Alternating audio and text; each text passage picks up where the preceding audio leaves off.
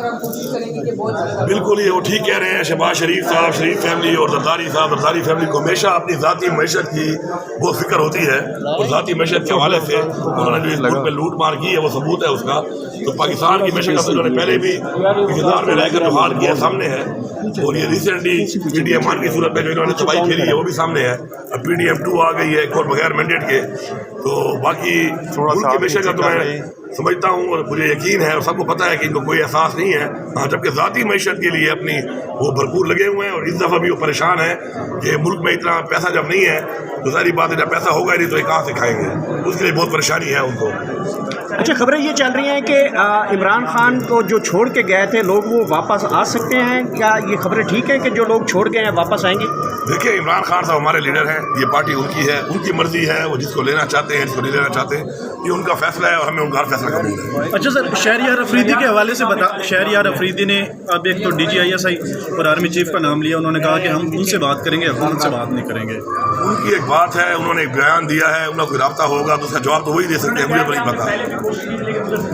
جو کوشش انہوں نے کی ہے مجھے تو نہیں پتا انہوں نے کی ہوگی, پھر جو کوشش کیا کی انہوں نے کس سے کہنے پہ کی تو وہی جواب دے سکتے ہیں.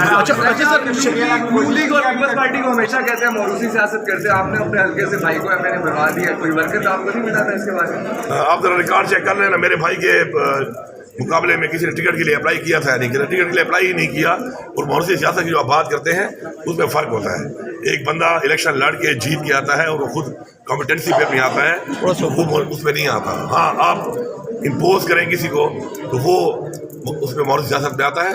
باقی اس سے پہلے بھی میرے بھائی نے الیکشن لڑا, اس سے پہلے بھی وہ ایم پی اے تھا, اور اس نے اپنی فرینک نیشنلٹی چھوڑی تھی, اور ماشاءاللہ وہ خود کریڈیبل ہے, اور اپنی اس کی میرٹ کے اوپر وہ آیا ہے. اور ابھی دوبارہ بھی خان صاحب نے اس کو خود ہی دوبارہ ٹکٹ دیا ہے پارٹی نے, اور وہ اسے جیت کے آیا ہے ماشاءاللہ, اس لیڈ سے جیت کے آیا ہے. وہ ثابت کرتی ہے یہ چیز کہ وہ میرٹ پہ ہے. اچھا, علی امین صاحب کیا ترجیح کرتے کہ کہا جا رہا ہے کہ گنڈاپور صاحب نے خان صاحب سے شکایت کی مشال یوسفزئی اور خالد مروت کی کیوں اپنے اختیارات سے تجاوز کر رہے ہیں؟ کس نے کہا ہے؟ کوئی صداقت ہے سر؟ کس نے کہا ہے؟ تو جان گروپ والا سے پوچھ لو, میں نے تو نہیں کہا.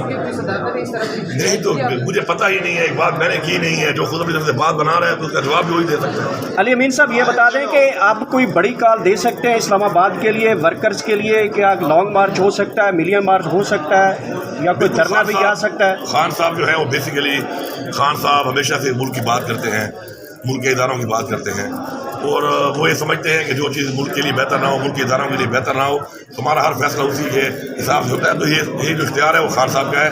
باقی ہم تیار ہیں, خان صاحب جو بھی حکم ہوگا ہم اس کے لیے ہر وقت تیار ہیں. وزیر اعلیٰ پنجاب جو ہے وہ تو پولیس کی یونیفارم پہن لیتے ہیں, تو کیا آپ کے پی کے پولیس کی یونیفارم پہنیں گے کسی دن؟